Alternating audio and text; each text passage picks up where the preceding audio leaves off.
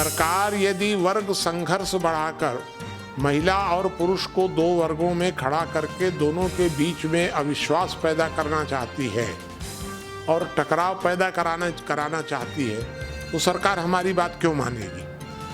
जब सरकार अगर मानती तो इसका मतलब कि सरकार की अगर नीति गलत होती तब तो हम सरकार को समझा सकते थे। अगर नीयत गलत है तो क्या समझाएंगे उनको?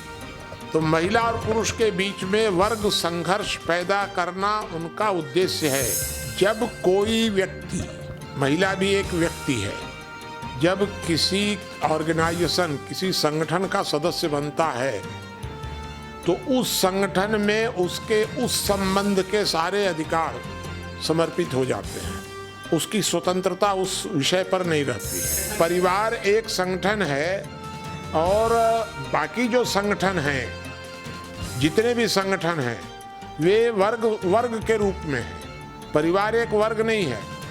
परिवार में महिला और पुरुष इन दोनों की समान सहभागिता होती है और परिवार के अंदर जो सदस्य होते हैं उनकी व्यक्तिगत पूरी जो आइडेंटिटी है वो विलीन हो जाती है परिवार में। परिवार माने संपूर्ण समर्पण है, संपूर्ण समर्पण। महिलाएं सड़कों पर आवे, परिवार छोड़ दें, जब इसलिए कि जब उन्होंने ये प्रतिज्ञा की है कि परिवार 3 पैर की दौड़ है, मतलब पति और पत्नी दोनों के पैर बंधे हुए हैं, तो फिर कोई बिना पैर को खोले, कोई स्वतंत्रता पूर्वक अलग जा करके और किसी दिशा में कैसे जा सकता है, क्योंकि पैर बंधा हुआ है। जब महिलाएं जानती हैं कि पति या पुरुष 80% को महिलाएं जानती हैं कि अत्याचार करते हैं, तो इनको वहां परिवार में जा करके उनके साथ जुड़ने की क्या आवश्यकता है? वो ना जुड़ें। इसका समाधान क्या है? जब आप एक सहमति के साथ परिवार बनाते हैं और सहमति के साथ ये है कि परिवार में सबके अधिकार समान होंगे, संपत्ति के अधिकार समान होंगे, निर्णय के अधिकार समान होंगे। ये संपत्ति और निर्णय के अधिकार अगर सबको समान दे दिए जाएं तो महिला को अलग से विशेष अधिकार की आवश्यकता क्या है? ये महिलाओं की मुहिम जो चल रही है, यह मुहिम तो वर्ग संघर्ष का एक जरिया है।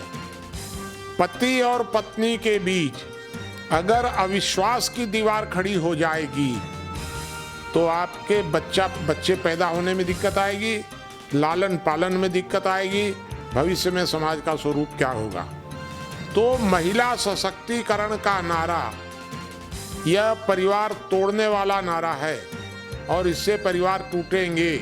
इससे अच्छा ये है समाधान कि आप महिलाओं को परिवार में समान अधिकार दे दीजिए। लोकतांत्रिक व्यवस्था यदि हो जाए, संपत्ति में समान अधिकार परिवार में। बेटी से क्या मतलब? बेटी को क्यों? पूरे सभी सदस्यों को बराबर कर दीजिए। बेटी के लिए अलग करने की क्या जरूरत है? और बेटी के लिए आज तक आप ये नहीं बता सकते क्लियर कि बेटी को पिता के परिवार में कब हिस्सा मिलेगा, पति के परिवार में कब हिस्सा मिलेगा। पिता के परिवार में भी बहुत से परिवारों में तो कुछ नहीं मिलता है क्योंकि वो व्यवस्था उस तरह की हुई है। तो ये सारा गड़बड़ है। हमारा मानना ये है कि कोई भी सदस्य, कोई भी महिला जिस परिवार की सदस्य है उस परिवार में उसको समानता का अधिकार मिले।